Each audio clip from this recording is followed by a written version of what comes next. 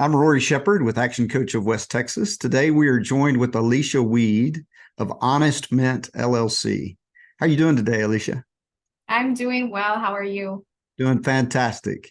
So, Alicia, if you could, to get us started, if could you just give us a high-level overview of you, your company, and kind of your journey to starting Honest Mint? Yeah, I was born and raised in New Mexico, right next to West Texas, so very close, Yeah. about 8 miles from the border. But I started really with tax preparation, and it was just to see if I liked it. And I figured the worst thing that could happen is I would learn to do my taxes, and then if I liked it, it could be a career. So it was just something to try. So I learned and I just loved it. I really think it's either you love it or you hate it. I don't really think there's an in between for taxes. So I learned how to do it at a company, but then I felt like it was a little bit too restrictive with my goals. I wanted to have a little bit more freedom. I wanted to be able to work from wherever, have a little more flexibility in that way. So I actually was going to switch gears and find a new career, which I was sad about because I really loved what I did. But then I was fortunate enough to meet another person in the same industry that I am. And he showed me how he worked his virtual firm. And so kind of gave me a blueprint. And then I just took that and ran with it. And now I have been running my own business for about 7 years. Yeah, that's fantastic. So over those 7 years, you weathered COVID. You've done a lot over those 7 years. But if you could point to one thing that you would attribute your growth to, what would that be? I really think taking knowledge of my field, learning how to do what I do well, and then also meeting other people in the same field that I'm in, because you really grow from each other and your experiences. Yeah, I love that. Relationships are so important, Mhm. whether that's with your customers or with other people in your field, so that you can learn and grow. If we don't invest in those relationships, we'll end up not growing the way that we should. So, Yeah. congratulations for that. So, over the 7 years, are there any kind of common misconceptions about running a business that you heard along the way? And if so, then how did you address those? I think sometimes people think whenever you start a business, like you just know how to do everything and you're just like skilled at everything. But one of the things I learned is you never stop learning. And you have to be willing to change your processes, change how you think about things. You have to be willing to accept sometimes, okay, that's not the best way to do things. I should do things a different way. So it's a little bit of a humbling experience, and just learning and being willing to change with the flow of how the economy and different things are going. I love that. So, kind of the next step for me would be, as you think about running a business, being the person, right? There's always a challenge around balancing your personal life with your business life. So, Yeah. how have you done that? And do you have any kind of key tips or tricks that you could share? Yeah. So it definitely can be a challenge because especially I think whenever you enjoy what you do, you can get carried away very easily because it doesn't always feel like work. Um, and I know for me, it was a learning experience during COVID because there was so much time at home. I had to learn to be very strict with my schedule. So whenever I started my business, I had to be strict with my schedule to make sure I was working the hours I should. And then it shifted to, then I had to be strict with my schedule to make sure I was like ending the day when I said I would. Yeah. Um, so I think that's the biggest thing is just finding your schedule and then being strict with yourself to follow your schedule.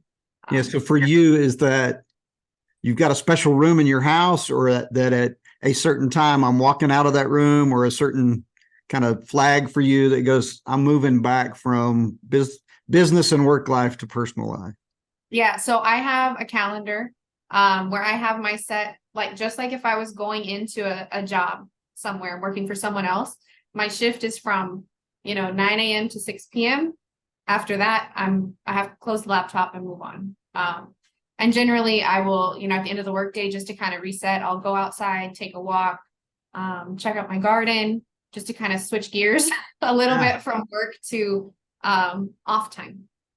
Yeah, I love that. So many people I talk to, it's closing the laptop, right? That is the signal that sends to your brain as well as to your body that the day's over. It's time for me to move on to something else. Yeah. So whether it's thinking about choosing clients or choosing employees or folks that partners or, folks that you work with, what do you look for? What are those key qualities for you that you're looking for to say that's someone I want to work with? And then how do you foster a good working relationship with them? Yeah. So I try to find people with like values. Because whenever you're looking for customers, not everybody needs to be your client. Because some people, what their priorities are and what your firm's priority is are two different things. And you're not going to enjoy working with them and they're not going to enjoy working with you. So you really need to find people that have your same values that you do. So if your value is, if your thing is, okay, we're going to get it done quick and we're going to get it done cheap, then that's the kind of clients that you want. Or if it's your value is, okay, we're going to do this a thorough job, or we're going to make sure we go the extra mile. People who are a little bit more, maybe not as cost sensitive, but more value sensitive. Those are the ones that you want to look for. And then for me, I don't currently have any employees, but I do work with contractors. So I try to find contractors that have that really the same work-life balance. That way they can understand, like, okay, this is the means to an end. We have a larger purpose in life. It's not always to work, but it is important. So we have to make that a priority, but it's not the number one priority. So you gave us a couple of extremes there of I want it done fast and I want it done cheap, or I want it done high value and a little bit less cost sensitive. Which one of those two is perfect for you?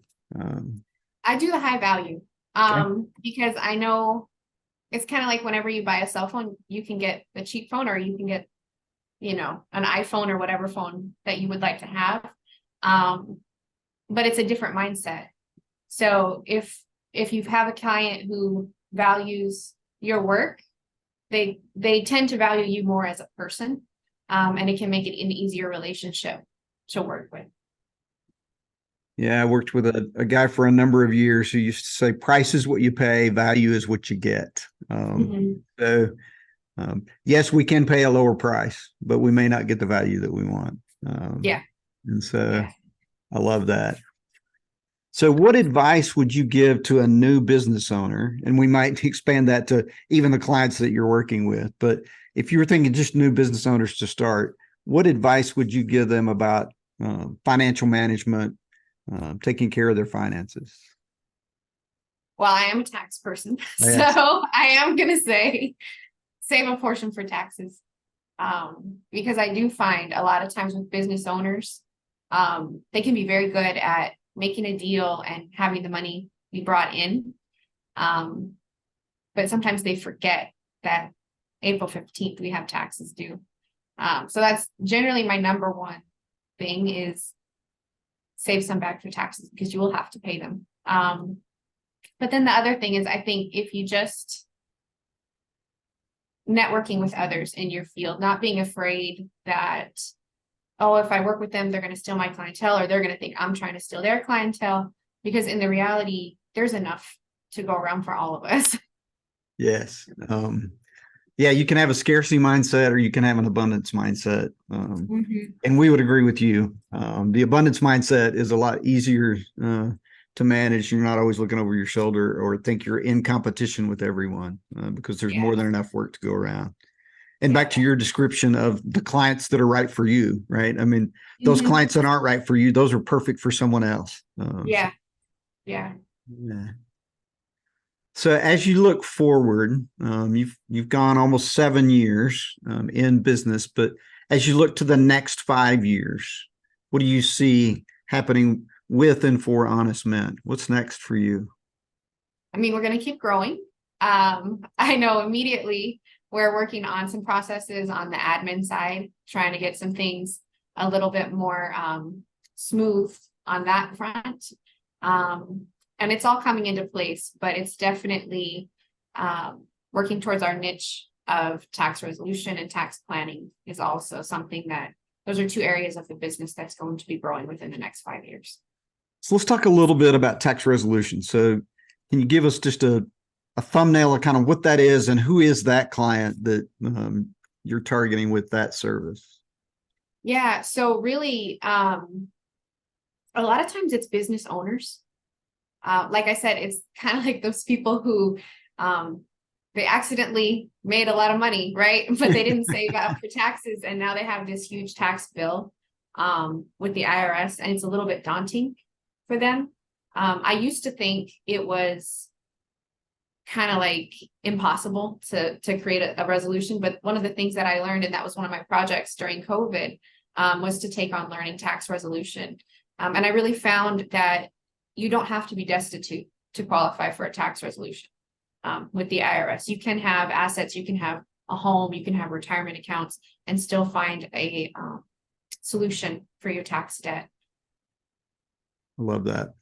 Mm-hmm. So any advice that you would have for business owners who are looking to grow or even looking to start, as you kind of look back over your learnings, is there something that you would say is a great bit of advice you wish you had gotten 7 years ago? I think, like you said, that change of mindset, having the scarcity mindset versus the abundance mindset. I think it's really important to have the abundance mindset because you'll be willing to try more things. You'll be willing to network with other people. You'll be willing and find your people, the people with that same mindset. I think that's kind of the biggest thing. I know for me, that had to change because whenever I started, I did have a scarcity mindset, and then I learned to have the abundant mindset, and it helped so much. Fantastic. So we're going to go into kind of a lightning round. I call it simple insight. Just ask you questions, 30-second answers, kind of one sentence kind of responses. But what book are you reading right now? Or is there a book or a podcast that you would recommend to business owners, business people in general? Yeah. So podcasts are my thing. I love NPR. I love Planet Money is really big. Another one that I'm really enjoying right now is Morning Daily Brew. Okay. It's another financial podcast, and it's every day. And so it just kind of gives you an overview of business. And I really have been enjoying those two. Yeah, big Planet Money fan. So I would share that one. Yeah. So we covered this a little bit, but I want to ask one more time. What's your biggest learning since you started business? My biggest learning since I started business is, like I said, that abundance mindset was a huge change for me. And then networking with other in my same other peers. Okay. I would say. Yeah, not just looking for clients, but networking with people in your field. Yeah. Right. Lots of times as business owners, we're pretty definitive on what our rules are, how we work, things that we believe in. But over the last 12 months, has there been something that you've changed your mind on? And if so, what was it? Yeah. It has been figuring out my administrative. I thought that it would be okay to, like, if I just ran the admin and would, farm out the other, some of the other, tax preparation or tax resolution stuff. But one of the things that I've learned is I can't. My little brain is focused one way, and it's really beneficial to grow a team to help you instead of trying to become proficient in things that is maybe not your natural tendency. That is fantastic. That's a great learning. And sometimes for others of us, it may be the other way around, and I can farm out the tax preparation piece, but I got to know where my lane is, right? So yeah. Learning that and changing your mind and being willing to change your mind and going, maybe that's not for me. That's big. Yeah. All right. Well, that's fantastic. So Alicia, this has been great. I hope the conversation's been good for you. Yes. What's the best way for us to get a hold of you or find out more about Honest Mint? Yep. So my website is honestmint.com. Or you can always shoot me an email. AliciaW@honestmint.com is my email. I'd love to hear from you guys. Okay, so honestmint.com Mhm. or aliciaw@honestmint.com. Mhm. Yeah. All right. Thank you very much, Alicia. Appreciate Thank it. you.